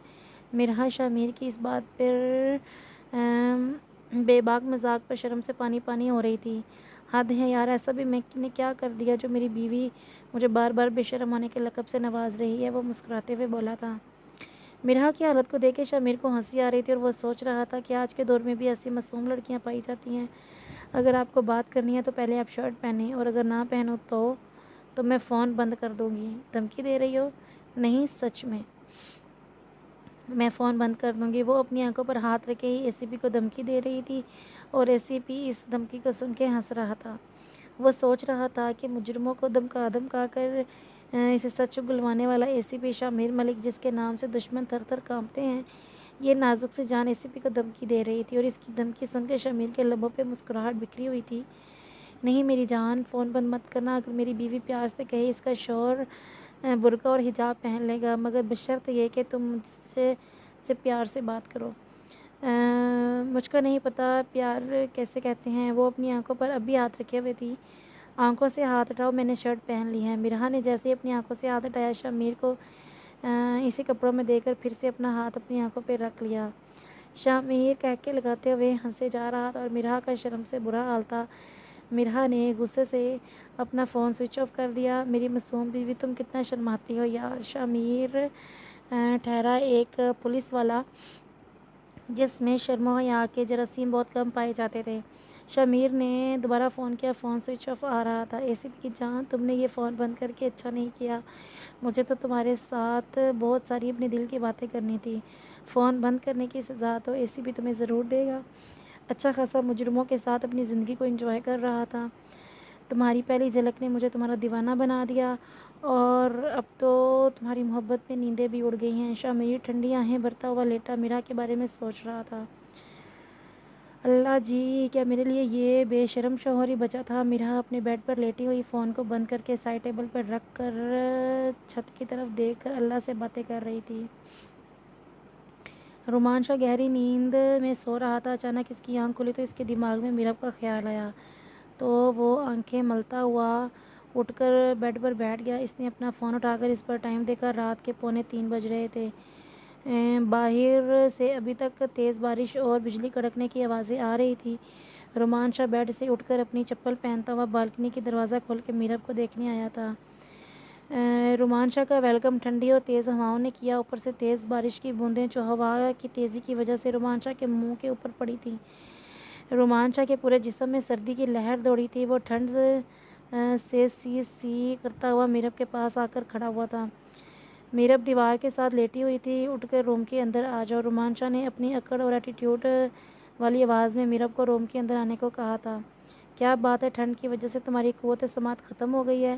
میں نے کہا اٹھ کے اندر آ جاؤ۔ کوئی یوں گدھوں کی طرح اتنی ٹھنڈ میں اتنی گہری نیند کیسے سوتا ہے؟ میرب کی طرف سے اب بھی کوئی جواب نہیں آیا تھا۔ اب رومانچا کو تھوڑی پریشانی ہوئی۔ وہ نیچے ایڑیوں کے بل بیٹھ گیا اور میرب کو اپنے ہاتھ سے ہلایا، مگر میرب کا جسم بالکل بے جان پڑا ہوا تھا۔ رومانچا کے چہرے پر پریشانی کے تاثرات دکھائی دینے لگے اور جلدی سے میرب کو دونوں ہاتھوں سے اٹھاتا ہوا اپنے روم میں لے کر آ گیا۔ میرب کے پورے کپڑے بارش کے پانی سے بھیگے ہوئے تھے۔ رومانچا نے اسے اپنی باہوں میں اٹھایا تو اس کے دونوں بازو نیچے کی طرف لٹک رہے تھے اور اس وقت بالکل بے جان تھی۔ رومانچا نے اسے لا کر اپنے بیڈ پر لٹا دیا تھا۔ وہ جس گرم بستر سے ابھی بھی نکل کر باہر گیا تھا، اسی کمبل کے اندر اس نے میرب کو پوری طرح سے کور کر دیا اور میرب کو ہوش میں لانے کے لیے کیا کرے اسے بالکل سمجھ نہیں آ رہا تھا۔ وہ میرب کی حالت دیکھ کافی بکھلایا ہوا تھا۔ اپنی کمر پر ہاتھ رکھے وہ روم میں ادھر ادھر چکر لگانے لگا۔ اسے کچھ سمجھ نہیں آ رہا تھا وہ کیا کرے اور کس طرح سے اس کو ہوش میں لائے، کیونکہ میرب کی حالت اس وقت بہت خراب تھی۔ اس کا پورا جسم نیلا پڑا ہوا تھا، ہونٹوں کا رنگ تو حد سے زیادہ نیلا تھا۔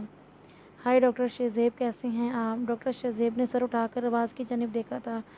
ڈاکٹر شہزیب جو صبح کا پہلا راؤنڈ اپنی وارڈ میں لگانے کے لیے اپنی ڈاکٹر ٹیم کے ساتھ کھڑا ہوا تھا، وہ اس وقت ایک مریض کو چیک کر رہا تھا۔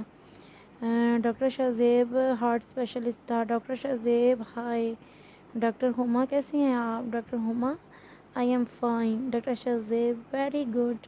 Doctor Huma thank you sir. Doctor Shahzeb join کر لیا آپ نے؟ ڈاکٹر ہما جی سر۔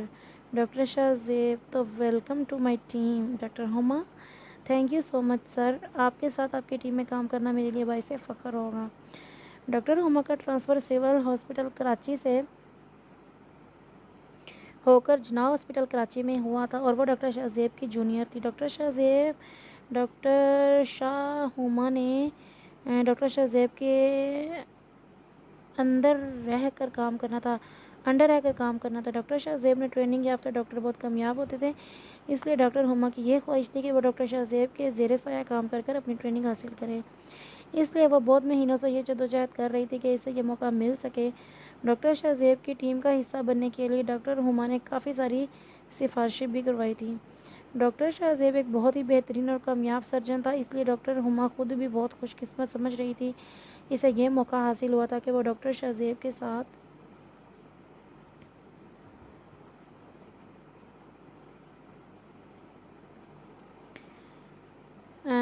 چند گنے لوگ ڈاکٹر شہزیب کی ٹیم میں شامل ہو کر ٹریننگ حاصل کر پاتے تھے۔ آئیے ڈاکٹر ہما، آپ ہماری وارڈ کے مریضوں سے ملاقات کیجیے اور ان سے ان کے مسائل کے بارے میں پوچھیں۔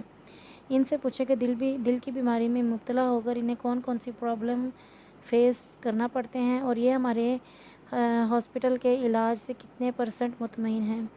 آج آپ کا یہی لیسن ہوگا۔ ڈاکٹر شہزیب نے ڈاکٹر ہما کو وارڈ کے سب مریضوں کے ساتھ ملاقات کر کے ان سے ان کے پرابلم پوچھنے کے لیے کہا تھا۔ ڈاکٹر شہزیب اس وقت جینس کی پینٹ کے اوپر لائٹ براؤن کلر کی ٹی شرٹ پہنے ہوئے، اس کے اوپر وائٹ کلر کا ڈاکٹرز والا کوٹ پہن کے بہت ہینڈسم لگ رہا تھا اور گلے میں اسٹیتھوسکوپ ڈالے ہوئے وہ اور بھی ڈیشنگ لگ رہا تھا۔ ڈاکٹر شہزیب کا شمار بہت ہی ہینڈسم اور خوبصورت ڈاکٹرز میں کیا جاتا تھا۔ ڈاکٹر شہزیب اپنے کام کو پیشن سمجھ کر کرتا تھا، اسی لیے وہ اپنی فیلڈ میں بہت کامیاب تھا اور اس کا نام بہت ہی نامور ڈاکٹرز میں شمار کیا جاتا تھا۔ ڈاکٹر شہزیب کا آج سارا دن بہت مصروف گزرا تھا اور اس کی ہاسپٹل میں ڈبل ڈیوٹی تھی، اس لیے پورا دن مریضوں کے ساتھ بہت مصروف رہا اور آج اس کی او پی ڈی میں بھی چھٹی تھی تو سانس لینے تک کی بھی ٹائم نہیں مل رہا تھا۔ رات کے 3 بج رہے تھے۔ ڈاکٹر شہزیب کو کافی نیند اور تھکن محسوس ہو رہی تھی تو اس نے اپنی کینٹین سے کافی آرڈرز کی تھی اور اس وقت ڈاکٹر ہما پاس سے گزرتی ہوئی جا رہی تھی۔ اس کا آج ہاسپٹل میں پہلا دن تھا اور پہلی ہاسپٹل میں نائٹ ڈیوٹی، اس لیے وہ بھی کافی تھکن محسوس کر رہی تھی تو پاس سے گزرتے ہوئے اس نے ڈاکٹر شہزیب سے کہا کہ ڈاکٹر شہزیب پلیز میرے لیے بھی ایک کافی آرڈر کر دیجیے گا، if you don't mind. No no it's okay, آپ کے لیے بھی آرڈر کر دیتا ہوں، آپ فری ہو کر میرے آفس میں آ جائیں، مل کے کافی پیتے ہیں۔ ڈاکٹر شہزیب اور ڈاکٹر ہما آفس میں بیٹھے ہوئے رات کے 3 بجے کافی پی رہے تھے، ساتھ میں اپنے کام کے حوالے سے کچھ باتیں ڈسکس کر رہے تھے کہ ڈاکٹر شہزیب کا فون رنگ ہوا۔ ڈاکٹر شہزیب نے ہاتھ بڑھا کر اپنے سامنے ٹیبل پر رکھا ہوا فون اٹھایا اور اسکرین پر نظر ڈالی تو سامنے رومانچا کا نمبر اسکرین پر دیکھ ڈاکٹر شہزیب پریشان ہو گیا تھا۔ رات کے 3 بج رہے تھے اور اس وقت رومانچا کا فون آنے کا مطلب تھا کہ اس کے گھر میں کچھ نہ کچھ ایمرجنسی ہے اور شہزیب کا شک اس کی ماں پر گیا تھا کہ شاید اس کی ماں کی طبیعت ٹھیک نہ ہو، اس لیے رومانچا رات کے 3 بجے فون کر رہا ہے کیونکہ اکثر رومانچا کی ماں کی طبیعت خراب رہتی تھی اور جب بھی کبھی رات کو ان کو کوئی مسئلہ ہوتا تو رومانچا ڈاکٹر شہزیب کو ہی بلایا کرتا تھا کیونکہ بی پی وغیرہ چیک کر کے وہ میڈیسن وغیرہ ریکمنڈ کر دیا کرتا تھا۔ شہزیب اکثر ہنستا تھا کہ وہ رومانچا تم نے تو مجھے اپنا فیملی ڈاکٹر ہی بنا لیا ہے۔ Doctor Shahzeb everything is okay نا؟ ڈاکٹر شہزیب کے چہرے پر پریشانی کے تاثرات دیکھ ڈاکٹر ہما نے سوال کیا۔ جی بس ایک دوست کا فون آ رہا ہے اس لیے پریشان ہو گیا ہوں، کوئی ایمرجنسی تو نہیں ہے؟ ٹھیک ہے ڈاکٹر آپ آرام سے بات کریں، میں وارڈ میں جا رہی ہوں۔ نہیں ڈاکٹر ہما پلیز آپ بیٹھیں، میں باہر جا کے بات کر لیتا ہوں، آپ آرام سے کافی پئیں۔ Are you sure? جی بالکل۔ ڈاکٹر شہزیب ڈاکٹر ہما کے آفس میں بیٹھ کافی پینے کا کہہ کر رومانچا کا فون اپنے کان سے لگائے اپنے آفس روم سے باہر آیا۔ السلام علیکم رومان، خیریت تو ہے نا اس وقت؟ فون ماں کی طبیعت تو ٹھیک ہے؟ اگر تم اپنی بریک لگاؤ گے نا تو بتاؤں گا پرابلم کیا ہے۔ ڈاکٹر شہزیب کو فکر ہو رہی تھی اس لیے اس نے رومانچا کا فون اٹھاتے ہی رومانچا سے سوال کرنے شروع کر دیے تھے اور رومانچا جو اس وقت بہت پریشانی اور کڑی سچویشن میں بیٹھا ہوا تھا اس لیے وہ ڈاکٹر شہزیب کے سوالوں سے بھڑک اٹھا۔ ویسے بھی رومانچا کے دونوں دوست رومانچا کے نیچر سے بہت اچھی طرح سے واقف تھے، ان کو پتہ تھا کہ رومانچا غصے کا بہت تیز ہے اور غصہ تو ہر وقت اس بندے کی ناک پہ رہتا ہے، اس لیے رومانچا کے غصے پر ڈاکٹر شہزیب نے کوئی بھی ریئیکٹ نہیں کیا تھا۔ جی جناب بتائیں، میں نے اپنی بریک لگا لی ہے، اب بتائیں مسئلہ کیا ہے؟ ڈاکٹر شہزیب نے بڑے مؤدبانہ انداز سے کہا۔ رومانچا اگر کسی کو بھیگنے کی وجہ سے ٹھنڈ لگ جائے اور بے ہوش ہو جائے تو اسے ہوش میں کیسے لاتے ہیں؟ ڈاکٹر شہزیب کون بے ہوش ہو گیا ہے اور کسے ہوش میں لانا ہے؟ پہلے مجھے یہ تو بتاؤ۔ رومانچا تو میں اس سے مطلب ڈاکٹر شہزیب یار حد ہو گئی ہے، ڈاکٹر ہوا مریض کے بارے میں پوچھنا بھی کیا گناہ کبیرہ ہو گیا ہے؟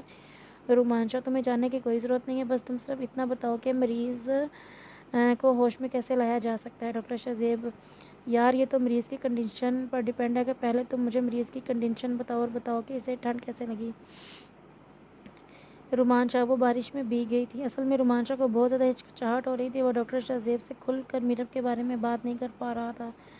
ڈاکٹر شہزیب رومانچا پلیز تم ریلیکس ہو کر مجھے پوری بات بتاؤ تبھی میں تمہاری کوئی مدد کر سکتا ہوں۔ ڈاکٹر شہزیب رومانچا کو ہچکچاہٹ کو محسوس کرتے ہوئے بولا تھا۔ رومانچا نے ایک لمبی سانس لے کر خود کو ریلیکس کرنے کی کوشش کی تھی۔ شہزیب تمہاری بھابھی بارش میں بہت زیادہ بھیگ گئی تھی، اس وجہ سے ان کو ٹھنڈ لگ گئی ہے اور بے ہوش ہو گئی ہیں، اب تم مجھے بتاؤ کہ میں اسے ہوش میں کیسے لاؤں؟ ہم یار پہلی ہی رات بھابھی کو ٹھنڈ لگا دی اور وہ بیچاری بے ہوش ہو گئی ہیں، ڈاکٹر شہزیب نے مذاق والے انداز میں کہا۔ شہزیب کوئی بھی ناگزیر مذاق مت کرنا، رومانچا نے سخت انداز میں کہا تھا۔ رومان یار اگر تمہیں برا لگا تو سوری، میرا ایسا کوئی ارادہ نہیں تھا۔ اب بتاؤ کہ بھابھی کو کیا ہوا ہے؟ شہزیب وہ بارش میں بہت دیر بھیگتی رہی تھی اور اس وقت وہ بے ہوش پڑی ہے اور اس کا رنگ نیلا پڑ چکا ہے۔ رومانچا نے ٹھہر ٹھہر کر جملے ادا کیے تھے۔ رومانچا بہت ہی الگ مزاج کا انسان تھا، اس لیے اپنے گھر کی عورتوں کی باتیں اپنے دوستوں سے کرنا پسند نہیں کرتا تھا، مگر اس وقت مجبوری کے تحت سوائے ڈاکٹر شہزیب کی بات کرنے کے اس کے پاس اور کوئی چارہ نہیں تھا۔ رومان اگر رنگ نیلا پڑ گیا تو اس کا مطلب ہے بھابھی کی کنڈیشن کافی خراب ہے۔ ڈاکٹر شہزیب میرب کی کنڈیشن کو سمجھتے ہوئے گھبرا گیا تھا۔ یار وہ تو مجھے بھی نظر آ رہا ہے کہ اس کی کنڈیشن خراب ہے، تو مجھے بتاؤ کہ مجھے کیا کرنا ہے؟ رومان شاہ ڈاکٹر شاہزیب کو گھبراتے ہوئے لہجے کو سن کر خود بھی زیادہ گھبرا گیا تھا۔ بھابھی کے کپڑے فوراً چینج کروا دیے تھے؟ نہیں، کپڑے ابھی تک چینج نہیں کیے۔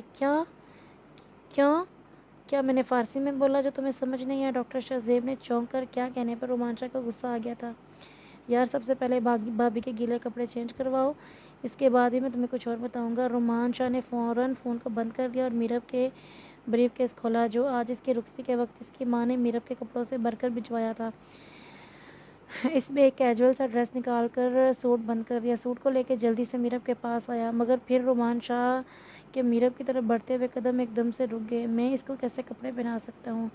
رومان شاہ کے ذہن میں یہ بات آئی تھی۔ ایک کام کرتا ہوں، امی جان کو بلا کر لے آتا ہوں، وہ اس کو چینج کروا دے۔ نہیں، اگر امی جان آئی تو وہ مجھے بہت ڈانٹیں گی اور جو ٹینشن لے کر خود بیمار ہو جائیں گی وہ الگ۔ رومان شاہ نے اپنی اس بات کو بھی رد کر دیا۔ ایک کام کرتا ہوں، میرا کو بلا کر لے آتا ہوں، اسے کہتا ہوں کہ اس کو چینج کروا دے۔ مگر وہ روم کے گیٹ پر ہی رک گیا۔ نہیں رومان شاہ، تم کیسے اپنی چھوٹی بہن کو اپنے روم پہ اس طرح سے بلا سکتے ہو؟ وہ بھی جب میرب کی ایسی حالت ہے، وہ کیا سوچے گی اپنے بھائی کے بارے میں؟ رومان شاہ شرم کے مارے اپنے آپ سے نظریں چرا گیا تھا۔ کیا مصیبت گلے پڑ گئی ہے؟ کیا ضرورت تھی مجھے اس کو روم سے باہر نکالنے کی؟ وہ غصے سے اکیلا بولے جا رہا تھا۔ ایک کام کرتا ہوں، گھر کی کسی میڈ کو بلا لیتا ہوں، یہ ٹھیک رہے گا۔ رومان شاہ نے فون دن کرتے ہوئے روم کا دروازہ کھولا اور میڈ کو بلانے کے لیے سروس کوارٹر کی طرف چلنے ہی لگا تھا کہ اس کے دماغ میں ایک اور نئی بات نے جنم لیا۔ اب وہ یہ سوچ رہا تھا کہ اگر وہ آدھی رات کو گھر کی میڈ کو بلا کر لائے گا تو وہ میرب کے کپڑے تو چینج کر دے گی، لیکن وہ میرب کو پہلے ہی دن دلہن بنے ہوئے اس حالت میں دیکھ کر تو طرح طرح کی باتیں بنائیں گی نوکروں کے درمیان۔ یہ سوچ کر رومان شاہ اپنے قدم واپس اپنے روم کی طرف لے آیا اور روم کا دروازہ بند کرتا ہوا واپس میرب کے پاس آ کر کھڑا ہو گیا۔ لڑکی، تم تو پہلے دن ہی میرے لیے عذاب بن گئی ہو۔ مجھے تو ایسا لگتا ہے کہ میں نے تمہیں کیا ٹارچر کرنا تھا، تم اپنے دل میں یہ عہد لے کر آئی ہو کہ تم مجھے ٹارچر کرو گی۔ رومان شاہ میرب کو دیکھ غصے سے بول رہا تھا۔ اب رومان شاہ کے پاس اور کوئی چارہ نہیں تھا سوائے میرب کو خود چینج کروانے کے، اور میرب کی حالت اس قدر خراب تھی کہ رومان شاہ اور زیادہ ویٹ بھی نہیں کر سکتا تھا۔ اسے میرب کے کپڑے چینج کروا کر ڈاکٹر شاہزیب سے اگلا اسٹیپ بھی پوچھنا تھا، اس لیے خود ہی بڑی مشکل سے مطمئن کرتا روم کی لائٹ آف کر کے بیڈ پر بے ہوش پڑی میرب کے پاس آیا اور اس نے اپنے ہاتھوں سے میرب کے لہنگے کی اوپر ہوئی چولی کے زپ کو آہستہ سے کھول دیا تھا اور اب اس کے کندھوں سے شرٹ کو سرکا کر آہستہ سے شرٹ کو نیچے اتار رہا تھا۔ شرٹ کو اتار کر میرب کو نئی شرٹ پہنا دی اور اس طرح اس نے باقی کپڑے بھی چینج کروا کر گیلے کپڑے باہر بالکنی میں رکھ دیے، اپنی ماں کے ڈر سے کہ کہیں وہ گیلے کپڑے دے کر سوال نہ کریں۔ میرب کے کپڑے چینج کروا کر اب رومان شاہ کمرے کی لائٹ آن کر چکا تھا۔ پھر سے اس نے ڈاکٹر شاہزیب کو فون ملایا۔ ہاں بولو شاہزیب، کپڑے چینج ہو گئے ہیں، اب آگے کیا کرنا ہے؟ اس کے ہاتھوں اور پیروں کو اپنی ہتھیلیوں سے رگڑو۔ فون کو چلتا رہنے دو، ڈاکٹر شاہزیب نے کہا تھا۔ رومان شاہ کافی دیر تک میرب کے ہاتھ اور پاؤں کو اپنی ہتھیلیوں سے رگڑتا رہا تھا، مگر میرب کی بے جان جسم میں بالکل بھی جان نہیں آئی، وہ برف کی طرح ٹھنڈی تھی۔ رومان شاہ اب میرب کی حالت دیکھ کافی پریشان تھا۔ ڈاکٹر، میرب کو ہوش نہیں آ رہا، وہ تو ہل بھی نہیں رہی، کوئی ڈھنگ کا آئیڈیا ہے تو بتاؤ۔ یار رومان، حد کرتے ہو، یہ ایک سیریس مسئلہ ہے، میں تمہیں اس طرح سے کیسے کوئی بھی آئیڈیا دے دوں؟ تو ٹھیک ہے، اگر تمہیں نہیں سمجھ آ رہا تو لیڈی ڈاکٹر کو لے کر پہنچو میرے گھر۔ رومان شاہ شاہزیب پر چیخا تھا۔ یار اس وقت میں لیڈی ڈاکٹر کو لے کے تمہارے گھر کیسے آؤں؟ تم کس طرح سے بھابھی کو لے کے ہاسپٹل آ جاؤ؟ ویسے بھی یار آج میں ہاسپٹل میں ہوں، میری نائٹ ڈیوٹی ہے، مجھے کچھ نہیں پتا، میں میرب کو لے کے ہاسپٹل نہیں آ سکتا، امی جان کو پتہ چل جائے گا اور وہ بہت ناراض ہوں گی اور بہت زیادہ پریشان بھی، ان کی طبیعت خراب ہو جائے گی اور میں امی کی صحت کے ساتھ کوئی بھی رسک نہیں لے سکتا۔ تو جب میں لیڈی ڈاکٹر کو لے کر تمہارے گھر آؤں گا تب آنٹی کو نہیں پتہ چلے گا؟ نہیں، میں پچھلی سائیڈ والا گیٹ کھول دوں گا، تم چپ چاپ وہاں سے لیڈی ڈاکٹر کو لے کر آ جانا۔ رومان شاہ کے پاس ہر بات کا حل موجود تھا۔ یار میں اس وقت ہاسپٹل سے کیسے نکل سکتا ہوں، میری ڈیوٹی ہے۔ شاہزیب، تم مجھے انکار کر رہے ہو؟ نہیں یار، اپنی پریشانی بتا رہا ہوں، تم اس وقت میری پریشانی کو حل کرو، اپنی پریشانیاں بعد میں رو لینا۔ ٹھیک ہے، فون بند کرو، میں کرتا ہوں کچھ۔ ڈاکٹر شاہزیب نے رو دینے والی آواز سے فون بند کر دیا۔ کچھ دیر بعد ڈاکٹر شاہزیب ڈاکٹر ہما کو لے کے رومان شاہ کے گھر پہنچ گیا تھا۔ ڈاکٹر شاہزیب بیچارہ ہاسپٹل میں یہ جھوٹ بول کر آیا تھا کہ اس کے گھر میں کوئی ایمرجنسی ہو گئی اور بطور لیڈی ڈاکٹر وہ ساتھ میں ڈاکٹر ہما کو لے کر آیا تھا۔ رومان شاہ نے ڈاکٹر شاہزیب کا فون آتے ہی بیک سائیڈ والا گھر کا دروازہ آہستہ سے کھول کے ڈاکٹر ہما کو ڈاکٹر شہزیب کو اپنے گھر کے اندر لے کر آ گیا تھا اور ڈاکٹر شہزیب اور رومانچہ دونوں روم کے باہر ہی کھڑے تھے۔ ڈاکٹر ہما اکیلے میں روم کے اندر گئی اور کچھ دیر بعد دوبارہ وہ روم سے گھبراتی ہوئی باہر آئی۔ ڈاکٹر شہزیب، ان کی وائف کی حالت بہت خراب ہے۔ یہ تم ڈاکٹر لوگوں نے کیا رٹ لگا رکھا ہوا ہے؟ جب بھی کسی مریض کو دیکھو تو یہ کہنا شروع کر دو کہ مریض کی حالت بہت خراب ہے، رومان شاہ نے غصے سے ڈاکٹر ہما کو دیکھتے ہوئے کہا تھا، جس پر ڈاکٹر شہزیب نے آنکھ کے اشارے سے رومان شاہ کو چپ رہنے کو کہا تھا۔ ڈاکٹر شہزیب بیچارہ ایک تو اتنی مشکل سے لیڈی ڈاکٹر کا رات کے وقت اس وقت انتظام کر کے لے کر آیا تھا، اوپر سے رومان شاہ کے تیور ایسے تھے کہ وہ آئی ہوئی ڈاکٹر کو بھی بھگانے پہ تلا ہوا تھا۔ ڈاکٹر شہزیب، ان کے پاس صرف دو آپشن ہیں۔ پہلا آپشن تو یہ کہ اپنی وائف کو لے کے ہاسپٹل آئیں اور ان کو ٹریٹمنٹ دلوائیں، اور دوسرا آپشن ڈاکٹر شہزیب آپ خود سمجھدار ہیں، ان کو سمجھا دیجئے کہ ان کے وائف کے ٹھیک ہونے کے چانس صرف ان دو صورتوں میں ہیں۔ ڈاکٹر ہما کوٹ ورڈ میں ڈاکٹر شہزیب کو کچھ بولتی چپ کر گئی تھی۔ پہلا آپشن تو بکواس ہے کیونکہ میں اپنی وائف کو ہاسپٹل لے کر نہیں آ سکتا، تم لوگ مجھے سیکنڈ آپشن بتاؤ۔ رومان شاہ بنا سیکنڈ آپشن سنے اور سمجھے ہی سیکنڈ آپشن پر آمادہ ہو گیا۔ ڈاکٹر شہزیب نے ٹھنڈی سانس فضا میں چھوڑتے ہوئے رومان شاہ کی عقل کو سیلیوٹ کیا تھا، کیونکہ وہ اپنے دوست کو اچھی طرح سے جانتا تھا کہ دوسرے آپشن والی بات اس کے پلے بالکل نہیں پڑی تھی، اس لیے یہ دوسرے آپشن کے لیے اتنی جلدی آمادہ ہو گیا تھا۔ ڈاکٹر شہزیب رومان شاہ کو ڈاکٹر ہما سے تھوڑا دور لے جا کر دوسرے آپشن کے بارے میں بتا رہا تھا۔ وہ یہ کہہ رہا تھا کہ رومان شاہ اپنی باڈی کی ہیٹ دے کر اپنی وائف کو ٹھیک کر سکتا ہے، اس کے علاوہ اور کوئی چانس نہیں ہے، کیونکہ اب اس کی جان کو بھی خطرہ ہے، اس لیے زیادہ وقت نہیں ہے رومان شاہ کے پاس۔ رومان شاہ ساری بات سن کر شہزیب سے بولا کہ میں یہ نہیں کر سکتا، شرم کرو، کس طرح کی گھٹیا باتیں کرتے ہو تم ڈاکٹرز لوگ۔ تو رومان شاہ، ہم لوگ کیا الادین کے چراغ سے نکلے ہوئے جن ہیں جو بنا علاج کے ہی سب کچھ ٹھیک کر دیں؟ اب تم بنا ٹائم ویسٹ کیے ہمیں جانے دو، کیونکہ تم بھابھی کو آنٹی کے ڈر سے ہاسپٹل تو لے کر جاؤ گے نہیں، اور ڈاکٹر ہما نے مجھے بتایا ہے کہ بھابھی کی کنڈیشن کافی خراب ہے، اس لیے اب اپنی اکڑ کو ایک سائڈ پہ رکھ کر جا کر انسانیت کے ناطے اپنی بیوی کی جان بچاؤ۔ وہ بیوی ہے تمہاری، تمہارے نکاح میں ہے، کچھ غلط بھی نہیں ہے، اس لیے چپ چاپ جاؤ اور جو بولا ہے وہ جا کر کرو۔ ڈاکٹر شہزیب نے کچھ سیکرٹس طریقے سے اس کے کان میں کچھ کہا تھا۔ اس کے بعد ڈاکٹر ہما اور ڈاکٹر شہزیب واپس ہاسپٹل کے لیے روانہ ہو گئے۔ رومان شاہ روم میں آیا تو میرب اب بھی اسی حالت میں بیڈ پر بے جان پڑی ہوئی تھی۔ رومان شاہ اپنے قدم اٹھاتا ہوا بیڈ کے پاس آیا اور اپنی چپل اتار کر آہستہ سے میرب کے پاس بیٹھ گیا۔ بیڈ کور کا ایک کونا اٹھا کر وہ اپنی نظریں سامنے دیوار پر کیے ہوئے میرب کے ساتھ لیٹ گیا۔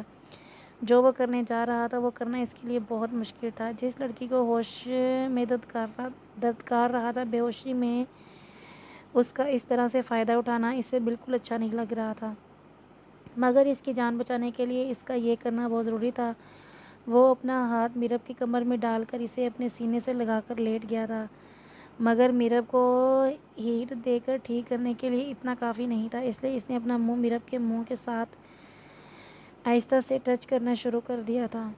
اپنے ہاتھ کو اس کی شرٹ کے اندر رکھ کر اسے اپنے ہاتھ کی حرارت دینا شروع کر دی، مگر میرب اب بھی اسی حالت میں پڑی ہوئی تھی۔ کچھ دیر رومان شاہ میرب کے ساتھ اسی سچویشن میں لیٹا رہا، مگر جب میرب کی حالت میں کوئی فرق نہیں آیا تو اس نے اپنے لبوں کو میرب کے لبوں پر رکھتے ہوئے اپنی حرارت اس کے اندر بھرنا شروع کر دی۔ اس کے انابی لبوں کی تپش وہ میرب کے انگ انگ میں بھر رہا تھا۔ اس لمسوں میں اتنی حرارت تھی کہ میرب کے بے جان جسم میں رومان شاہ کی حرارت پڑنے سے آہستہ آہستہ جان آنے لگی تھی۔ وہ میرب پر اپنے لبوں کی حرارت بھرے لمس چھوڑتا جا رہا تھا۔ آہستہ آہستہ میرب کا جسم گرم ہونا شروع ہو چکا تھا اور اس کا رنگ بھی نیلے سے گلابی ہونا شروع ہو گیا۔ میرب بے ہوشی میں بھی رومان شاہ کی قربت میں سسکیاں بھرنے لگی تھی۔ وہ ابھی پوری طرح سے ہوش میں نہیں آئی تھی، مگر رومان شاہ کے سلگتے ہوئے لبوں کا لمس میرب کو نیم بے ہوشی میں بھی سسکنے پر مجبور کر رہے تھے۔ وہ اس کی گردن میں اپنا منہ چھپائے ہوئے لبوں کو حرارت بھرے جا رہا تھا۔ میرب کے ہاتھ نیم بے ہوشی میں بھی رومان شاہ کے لبوں پر آ کر اسے گستاخیوں سے روک رہے تھے۔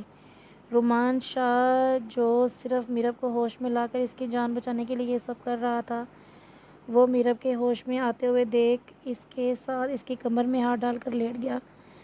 کیونکہ رومانچہ محسوس کرنے لگا تھا کہ میرب کے جسم میں اب کافی حرارت آ گئی ہے، مگر وہ اب بھی پوری طرح سے ہوش میں نہیں آئی تھی۔ اس لیے رومانچہ نے خود سے دور نہیں کیا تھا۔ میرب کے جسم میں حرارت کیسے نہیں آتی؟ میری بیچاری کو تو پتہ نہیں تھا کہ وہ آگ کے پاس لیٹی ہوئی ہے، جس آگ سے وہ میرب کو جھلسانے کی دھمکیاں دے رہا تھا، آج اسی آگ سے میرب کی جان بچائی تھی۔ میرب صبح کافی دیر تک سوتی رہی تھی، مگر رومانچہ اس کے پاس سے اٹھ کر اپنے لیپ ٹاپ پر کچھ کام کرنے لگا تھا۔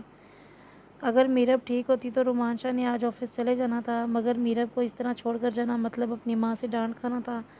رومانچہ نہیں چاہتا تھا کہ رات والی کوئی بھی بات اس کی ماں تک پہنچے، اس لیے وہ میرب کے اٹھنے کا انتظار کر رہا تھا۔ آج اس نے آفس کی چھٹی کی تھی۔ رومانچہ کو اپنی ماں کے ڈر سے نہ روم سے باہر آیا تھا اور نہ اس نے روم کی کوئی بات باہر جانے دی تھی، مگر رومانچہ کی ماں یہ سوچ کر خوش ہو رہی تھی کہ اس کا بیٹا اور بہو سکون کی نیند سو رہے ہیں۔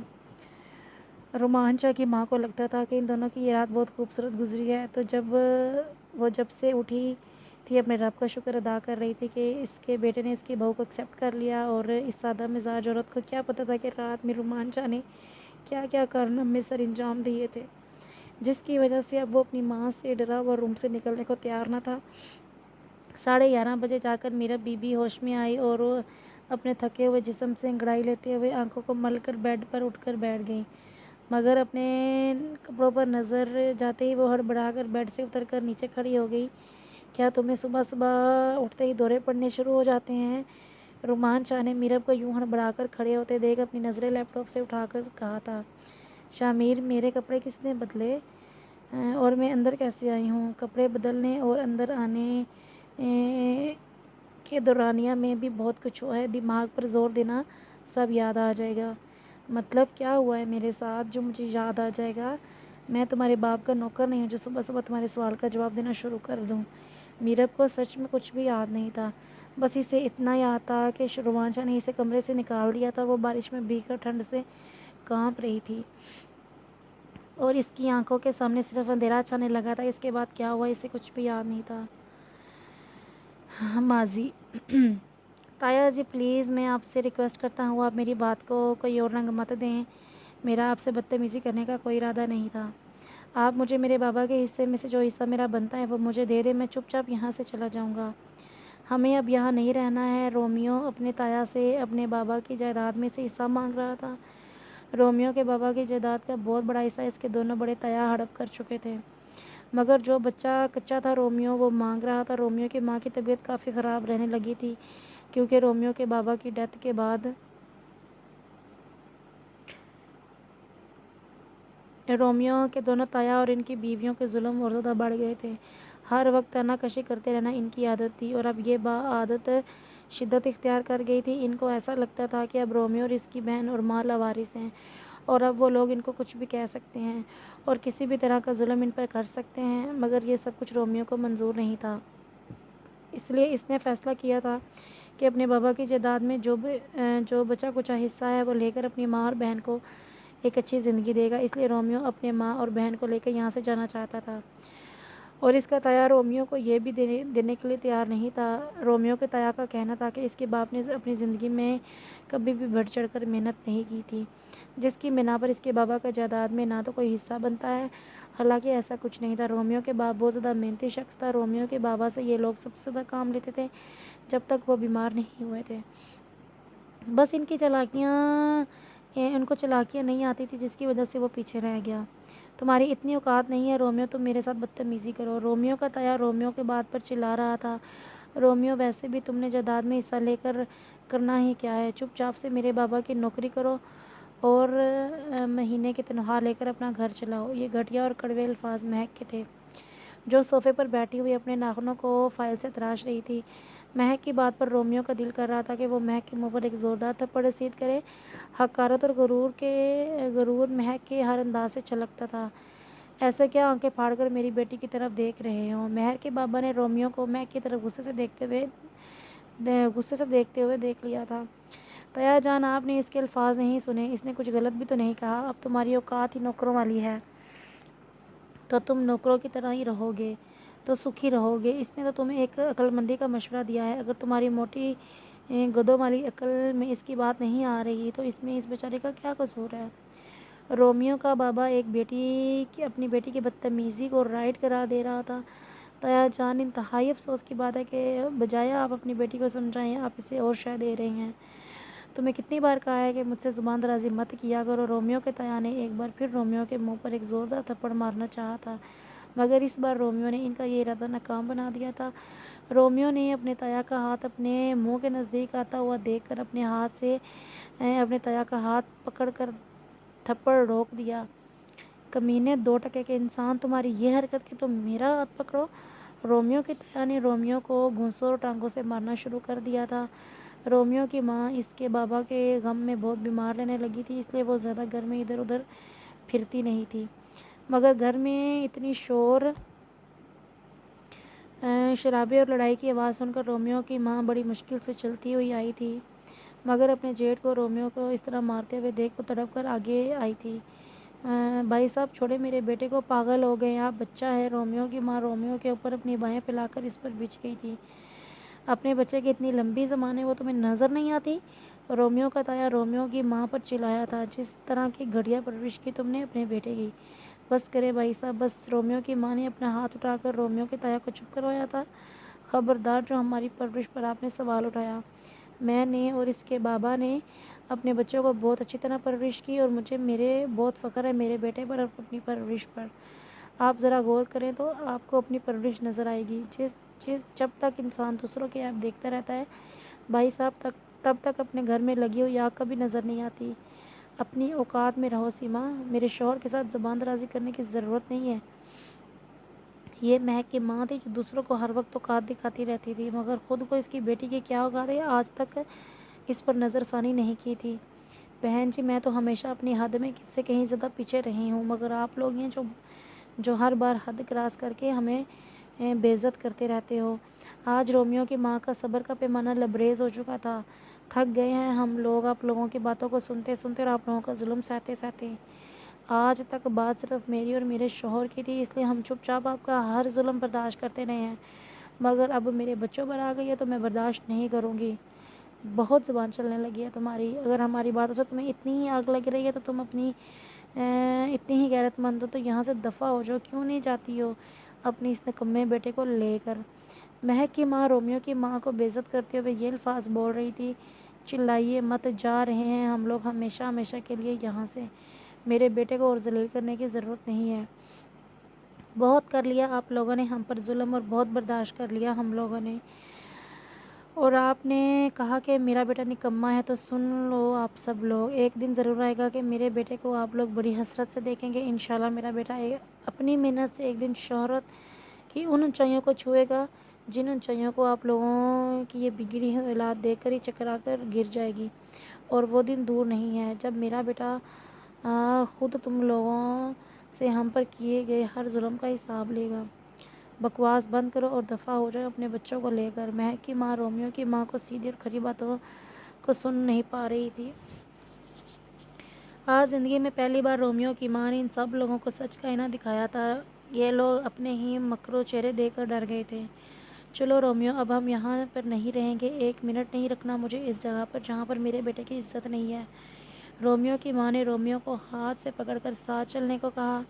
چلے جائیں گے ماں، مگر پہلے مجھے میرے بابا کی جائیداد سے حصہ چاہیے اور وہ میں لے کر جاؤں گا۔ رومیو، دفع کرو، ہمیں کوئی حصہ نہیں چاہیے۔ خدا سب دیکھ رہا ہے، ناانصافی کرنے والوں کو میرا رب کبھی معاف نہیں کرتا۔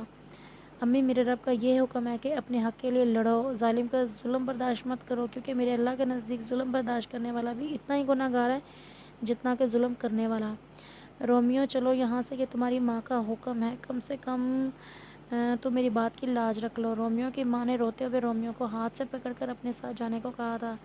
امی، آپ کا ہر حکم سر آنکھوں پر، مگر اپنا حق چھوڑ کر جانا کہاں کی عقل مندی ہے؟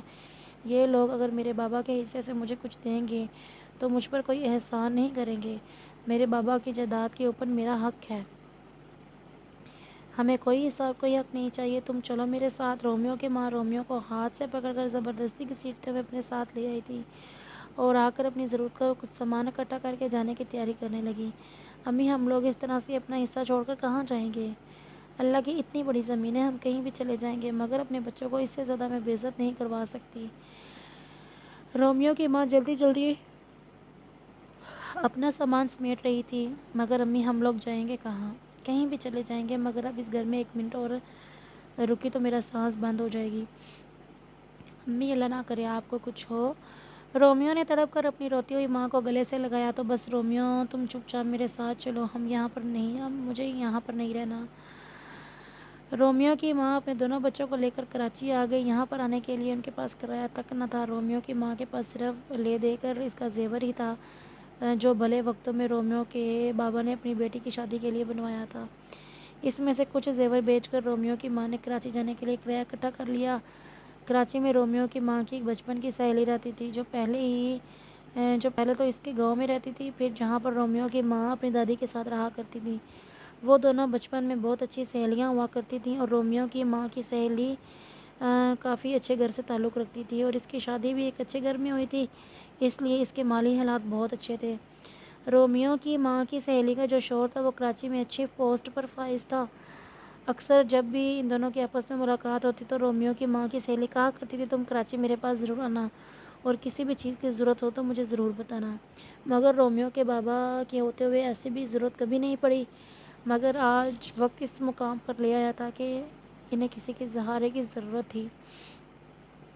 اس لیے رومیو کی ماں نے اپنے فون پر اپنی دوست سے رابطہ رکھا اور اس کے سارے حالات سے آگاہ کیا تو اس نے بڑی خوش دلی کے ساتھ اپنی سہیلی کو خوش آمدید کہا تھا۔ اب رومیو کی ماں کا واحد سہارا اس کی بچپن کی سہیلی تھی جہاں پر جا کر اس نے فی الحال رکنا تھا۔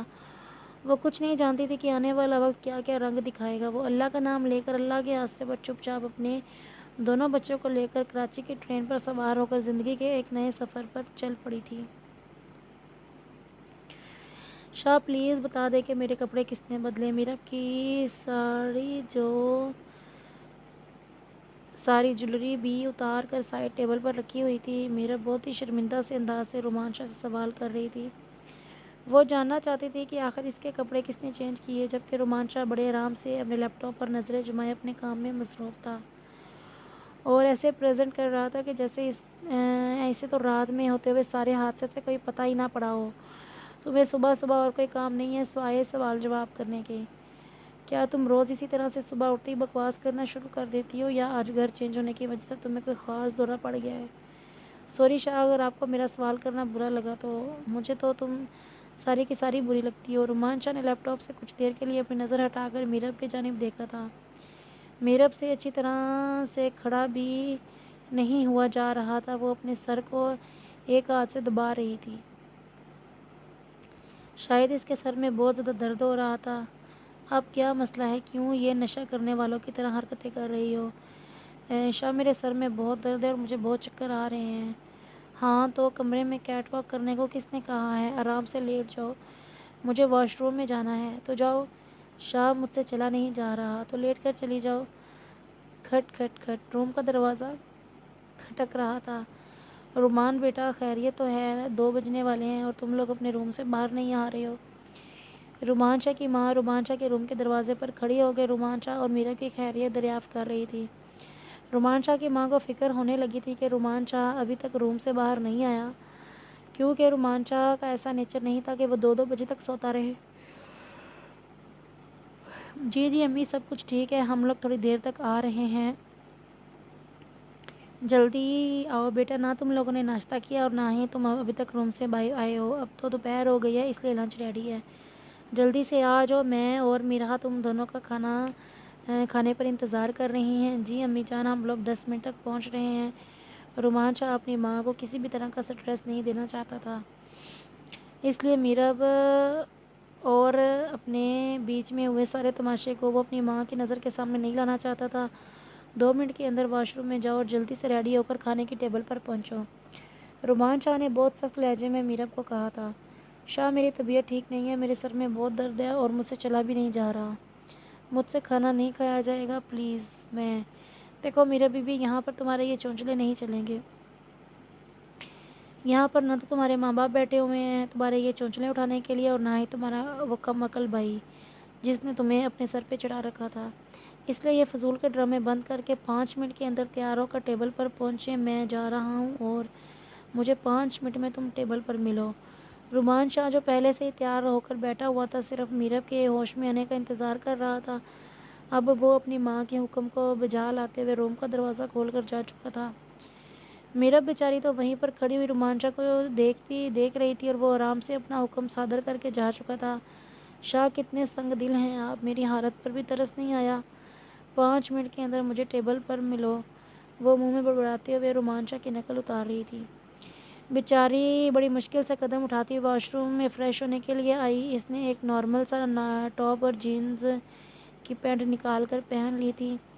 میرب کے زیادہ تر کپڑے اسی طرح کے تھے، تو اسے یہ اندازہ بھی نہیں تھا کہ رومان شاہ کو اس طرح کے کپڑے زہر لگتے ہیں۔ اس میں ہمت نہیں تھی کہ وہ اچھی طرح سے تیار ہو پاتی۔ صرف بال برش کر کے وہ روم سے باہر آ گئی۔ میرب نے اپنے پاؤں زمین پر اٹھائے نہیں جا رہے تھے۔ بڑی مشکل تھی وہ آہستہ آہستہ چلتی ہوئی کچن ایریا والی سائڈ پر آ گئی۔ سامنے ہی بہت بڑا اور شاندار ڈائننگ ٹیبل لگا ہوا تھا، جس پر طرح طرح کے لذیذ کھانے رکھے ہوئے تھے۔ رومان شاہ کی ماں نے میرب اور رومان شاہ کے لیے اسپیشل لنچ تیار کروایا تھا۔ آخر اس کی بہو کا آج پہلا دن تھا، تو انہوں نے کھانے میں کوئی کسر نہیں چھوڑی تھی۔ اب رومان شاہ کی معصوم ماں کو کیا پتا کہ اس کے بیٹے نے بیچاری کو کھانے کے لائق ہی نہیں چھوڑا۔ رومان شاہ کی ماں گھر کے اندر سربراہ والی کرسی پر بیٹھی ہوئی تھی اور ساتھ والی کرسی پر مرحا بیٹھی اپنے بھائی سے ہنس ہنس کر گپیں مار رہی تھی۔ مرحا کو اپنے بھائی سے اس طرح ہنس کر باتیں کرتے دیکھ ایک دم سے میرب کی آنکھیں بھر آئیں۔ اس کی نظروں کے سامنے اس کے بھائی شامیر کی تصویر آ گئی۔ وہ بھی تو اپنے بھائی کی اتنی ہی لاڈلی تھی۔ اس کا بھائی بھی اس پر اپنی جان نچھاور کرتا تھا۔ جب سے میرب نے ہوش سنبھالا تھا، اسے نہیں یاد کہ وہ کبھی شامیر نے اس کی کوئی بات رد کی ہو، یہاں تک کہ اس کی محبت کو بھی زبردستی بندوق کی نوک پر اس کی جھولی میں لا کر ڈال دیا۔ آؤ آؤ میرب بیٹا، وہاں پر کیوں کھڑی ہو؟ میرب کو تھوڑا سا دور دیوار کا آسرا لیتے ہوئے کھڑا دیکھ رومان شاہ کی ماں نے میرب کو بڑی محبت سے اپنی طرف بلایا تھا۔ میرب رومان شاہ کے ڈر سے بڑی مشکل سے قدم اٹھاتی ہوئی ٹیبل تک پہنچی تھی، مگر ٹیبل کے پاس آ کر وہ اپنا توازن برقرار نہیں رکھ سکی، جھولتی ہوئی فرش پر گر گئی۔ میرب بیٹا کیا ہوا تمہیں؟ رومان شاہ کی ماں میرب کی آوازیں دیتی ہوئی گھبرا کر میرب کی طرف بھاگی تھی۔ اب یہ نیا کون سا تماشا کرنے لگی ہے؟ رومان شاہ نے اپنے دانت پیستے ہوئے سوچا تھا۔ رومان جلدی آؤ، دیکھو اس کو کیا ہوا ہے؟ رومان شاہ کی ماں نے غصے سے ٹیبل پر کھانا کھاتے ہوئے رومان شاہ کو دیکھ کر کہا۔ اس کو بیماری ہے دوسروں کو سکون میں نہ رہنے دینے کی۔ رومان شاہ بری بات بیوی ہے تمہاری، دیکھو اس کو کہ اسے کیا ہوا ہے۔ اف میرے اللہ، اس بچی کو اتنا تیز بخار ہے، بخار سے بچی کا جسم تپ رہا ہے اور تمہیں یہ سب ڈرامے لگ رہے ہیں۔ رومان شاہ کی ماں غصے سے رومان شاہ کی طرف دیکھ رہی تھی۔ حد ہو گئی امی جان، اب اس کے بخار میں تو میرا کوئی ہاتھ نہیں ہے۔